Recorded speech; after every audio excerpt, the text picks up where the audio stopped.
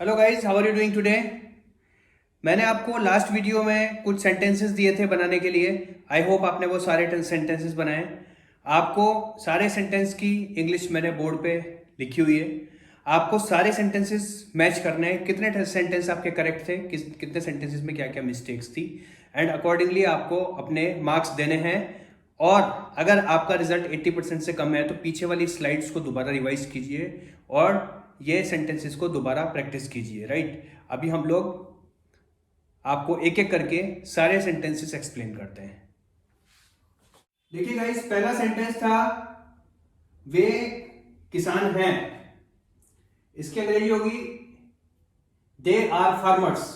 Next, क्या वह एक दंत चिकित्सक है या डेंटिस्ट है, दांतों का डॉक्टर है। Is he A dentist. वह श्याम की मां नहीं है। She is not Shyam's mother. तुम अभी कहां हो, वेयर आर यू नाउ। अंग्रेजी मेरा प्रिय विषय है। English is my favourite subject. वह मेरा सबसे अच्छा मित्र नहीं है।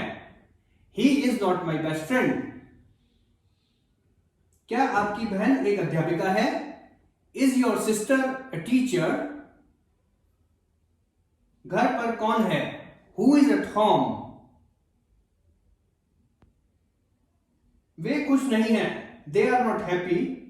क्या आज मुंबई में बहुत गर्मी है, is it very hot in Mumbai today. वह किसकी मोटरसाइकिल है, हुज बाइक इज दैट। अब आपकी मम्मी कैसी हैं, how is your mother now. हम आज बहुत खुश हैं, we are very happy today. आपका भाई आजकल कहां है, where is your brother nowadays या दीज डेज। देखिए, आजकल की दो अंग्रेजी होती है, दो इंग्लिश होती है, नाउअडेज या दीज डेज।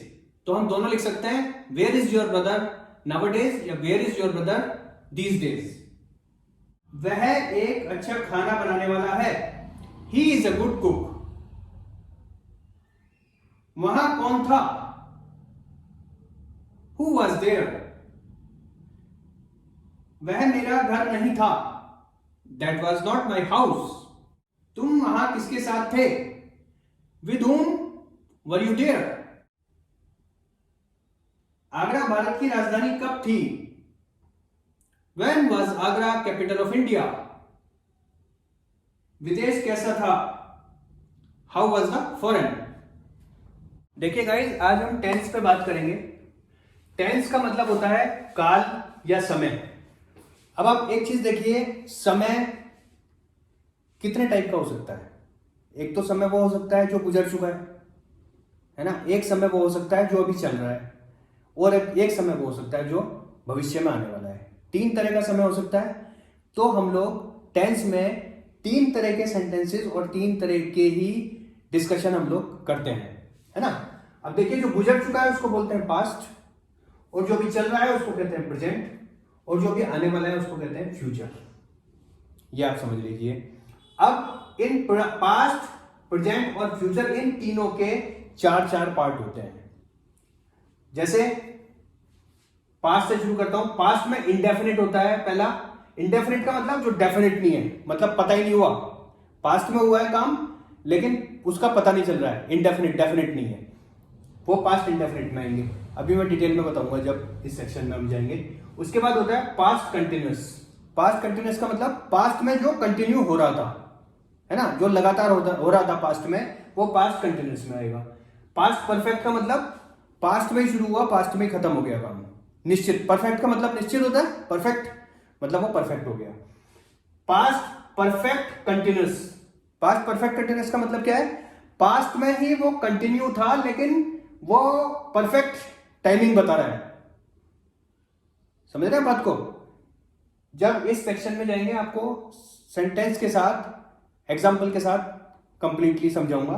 इसी तरीके से ये प्रेजेंट में होता है, present indefinite, present continuous, present perfect, present perfect continuous. इसी तरीके से फ्यूचर में होता है future indefinite, future continuous, future perfect और फ्यूचर परफेक्ट कंटिन्यूअस।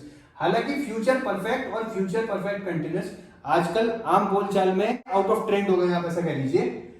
लेकिन मैं आपको सारे एक्सप्लेन करूंगा वन बाय वन। देखिए गाइस, हम लोग प्रेजेंट इंडेफिनिट टेंस से शुरू कर रहे हैं। प्रेजेंट इंडेफिनिट टेंस में सबसे पहले हम लोग देखते हैं इसकी पहचान क्या होती है। मतलब कैसे पहचाने कि ये सेंटेंस प्रेजेंट इंडेफिनिट टेंस का है। देखिए लास्ट में सेंटेंस के ता है, ती है, ते है, ये आता है। एग्जांपल में दे रहा हूं आपको, जैसे राम घर जाता है ना। सीता गाना गाती है। ये इस तरह के सेंटेंसेस प्रेजेंट इंडेफिनिट टेंस में आएंगे। अब देखिए इससे पता चल रहा है ना, राम घर जाता है, लेकिन कब जाता है ना, इसके बारे में कुछ पता नहीं है, तो इसलिए इसको इंडेफिनिट कहा गया। इंडेफिनिट का मतलब डेफिनिट कुछ नहीं होता इसमें। सीता गाना गाती है, कब गाती है? काम तो हो रहा है प्रेजेंट में ही, है ना, लेकिन इंडेफिनिट है। देखिए गाइस, प्रेजेंट इंडेफिनिट टेंस में इंट्रोगेटिव सेंटेंस बनाने का ये सबसे लेंथी फार्मूला हो गया। WH वर्ड पहले आएगा अगर सेंटेंस में WH वर्ड है तो, उसके बाद डू या डज आएगा, फिर नॉट आएगा अगर सेंटेंस नेगेटिव है तो, फिर सब्जेक्ट आएगा, फिर ऑब्जेक्ट आएगा। मैं आपको बना के बताता हूं, जैसे तुम घर कब जाते हो?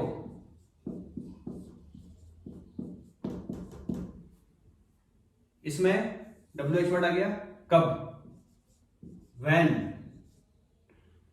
तुम मतलब यू, when के साथ आएगा यू, तो यू के साथ आ गया do. when do you go to home? इसमें भी एस या ईएस नहीं आएगा। एस या ईएस केवल पॉजिटिव सेंटेंसेस में आएगा।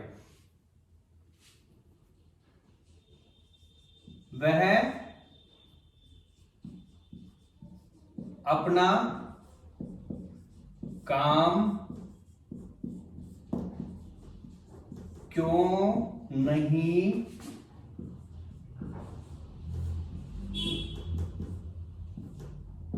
करती है ना, वह अपना काम क्यों नहीं करती है। तो इसमें WH वर्ड क्या आ गया, क्यों। Why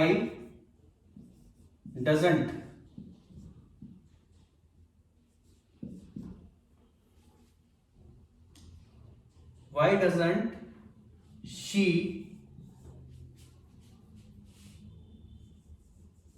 do her work? देखिए शी के साथ हर आया है, समझ में आया आपको? कहां पे समझाया था मैंने? ये मैंने समझाया था प्रोनाउन में। ये प्रोनाउन है और ये इसका केस है, शी के साथ हर आएगा। काम आ रहा है ना पार्ट्स ऑफ स्पीच या सेंटेंसेस में। Why doesn't she do her work? तो ये सेंटेंस हो गया।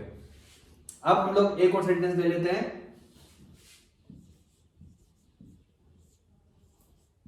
क्या वह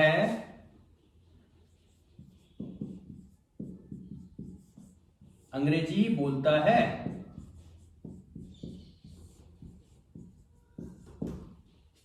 ना। अब देखिए इसमें WH वर्ड नहीं आया है, इस सेंटेंस में WH वर्ड नहीं आया है, तो हम लोग क्या करेंगे, पहले डू या डज लगाएंगे। वह के साथ क्या आएगा, डज। डज ही, क्या वह अंग्रेजी बोलता है? Does he speak English? देखिए गाइस, प्रेजेंट इंडेफिनिट टेंस के ये कुछ और सेंटेंसेस हैं जो हम लोग लेते हैं एग्जांपल के लिए। वह पुस्तकालय रोजाना जाती है, इसकी अंग्रेजी क्या होगी? वह के लिए she goes to library daily. Daily, या फिर इसको हम डेली को एवरीडे भी बोल सकते हैं, एवरी डे। राइट। नेक्स्ट, क्या तुम क्रिकेट देखना पसंद करते हो? Do you like to watch cricket, question mark. यह कवि रोमांटिक कविता लिखता है, लेकिन रोमांटिक की मुझे हिंदी समझ में नहीं आ रही थी, मैंने डायरेक्ट रोमांटिक लिख दिया, कोई दिक्कत नहीं है। क्या यह कवि रोमांटिक कविता लिखता है? डज, सिंगुलर नाउन है ना, डज दिस पोएट राइट्स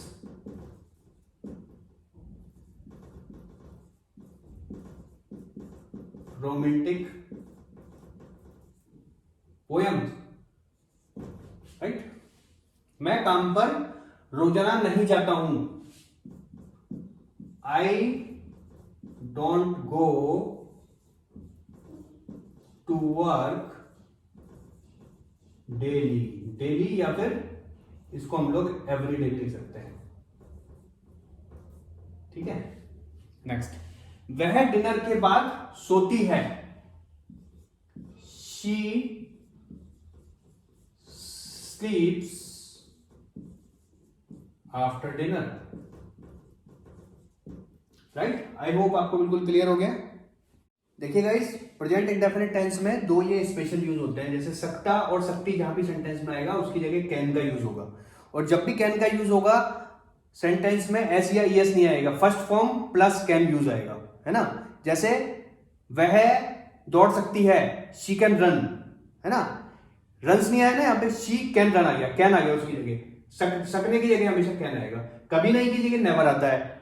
और जब भी नेवर आएगा तो डू नॉट या डज नॉट नहीं आएगा, केवल नेवर आएगा, क्योंकि नेवर का मतलब ही कभी नहीं होता है। जैसे मैं अंगूर कभी नहीं खाता हूं, I never eat grapes, right. इस तरीके से होंगे। I hope it is clear. देखिए गाइस, ये 20 सेंटेंसेस हैं जो आज का आपका होमवर्क है। मैं एक एक करके सेंटेंसेस बोल देता हूं।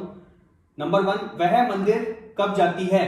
नंबर 2, आपके घर रोजाना कौन आता है। नंबर 3, उसका भाई क्या करता है। नंबर 4, हम मूवी पसंद नहीं करते हैं। नंबर 5, मेरे पापा मुझे नहीं पढ़ाते हैं। नंबर 6, मैं उससे नहीं बोलता हूं। नंबर 7, वह सुबह कभी नहीं दौड़ता है। नंबर 8, मैं अंग्रेजी बोल सकता हूं। नंबर 9, आप मुंबई क्यों नहीं जा सकते। नंबर 10, मिस्टर गुप्ता आजकल हमें नहीं पढ़ाते हैं। 11, क्या वे आपसे बात नहीं करते हैं। 12, हम पार्टी में कभी नहीं नाचते या कभी नहीं नाचते हैं, दोनों सेम है। 13, मैं आपके लिए क्या कर सकता हूं। 14, हम आज बाजार नहीं जा सकते हैं। 15, आप इतना चिल्लाते क्यों हैं। आप इतना क्यों चिल्लाते हो। ये ऐसे होगा, ते वो लास्ट में आएगा। आप इतना क्यों चिल्लाते हो। नेक्स्ट, वे हमारे घर में रहते हैं। नेक्स्ट, आप क्या काम करते हैं। नेक्स्ट, वे अब कहां रहते हैं। नेक्स्ट, आप पियानो कैसे बजाते हो। लास्ट, आप किसके साथ आते हो। देखिए गाइस, आपको ये सारे के सारे सेंटेंसेस बनाने हैं और मैं नेक्स्ट वीडियो में आपको इन सब की अंग्रेजी बताऊंगा और आपको फिर मैच करनी है। मैं आपको देखिए एक बात बताना चाहूंगा, जो भी इस वीडियो के साथ, जो भी इन हमारे चैनल के साथ कंटिन्यूस जुड़ा हुआ है, उसको कोई और ऑप्शन है नहीं, उसको अंग्रेजी पक्की होनी ही होनी है, उसकी अंग्रेजी मजबूत होनी ही होनी है, उसकी इंग्लिश कम्युनिकेशन होनी ही होनी है। और ये सारे के सारे सेंटेंसेस आपको बोल बोल के भी मिरर के सामने प्रैक्टिस करने हैं। देखिए, इसका कारण बताता हूं मैं क्यों कॉन्फिडेंट हूं इतना। आप देख रहे हैं हमारा जो ट्रेन करने का, हमारा जो पढ़ाने का तरीका है, सबसे पहले हम लोग स्लाइड्स में बताते हैं, राइट। उसके बाद हम लोग सारे सेंटेंसेस या सारी एक्सरसाइज देते हैं, है ना। उसके बाद हम आपको होमवर्क भी देते हैं, फिर हम आपको एक्सप्लेन करते हैं। उसके बाद हम लोग शॉर्ट्स में फिर रिवीजन करवाते हैं उसका, है ना। और उसके बाद जो लास्ट होता है हमारा कन्वर्सेशन प्रोग्राम अभी स्टार्ट होने वाला है, और जो स्टार्ट हो चुका है ऑलरेडी। कन्वर्सेशन प्रोग्राम में सारे सेंटेंसेस, सारे वर्ड्स, सारा जो कुछ हमने सीखा है वो कम्युनिकेशन में आता है। तो आप रेगुलर लगे रहिए, डेडिकेशन के साथ लगे रहिए, डिटर्मिनेशन के साथ लगे रहिए और प्रैक्टिस रेगुलरली करते रहिए। डेफिनेटली आपकी इंग्लिश स्ट्रांग हो जाएगी, दैट इज फॉर श्योर। और प्लीज इस चैनल को लाइक कीजिए, शेयर कीजिए, सब्सक्राइब कीजिए, और आपका जो भी कोई क्वेश्चन है वो आप कमेंट कीजिए। Thank you very much.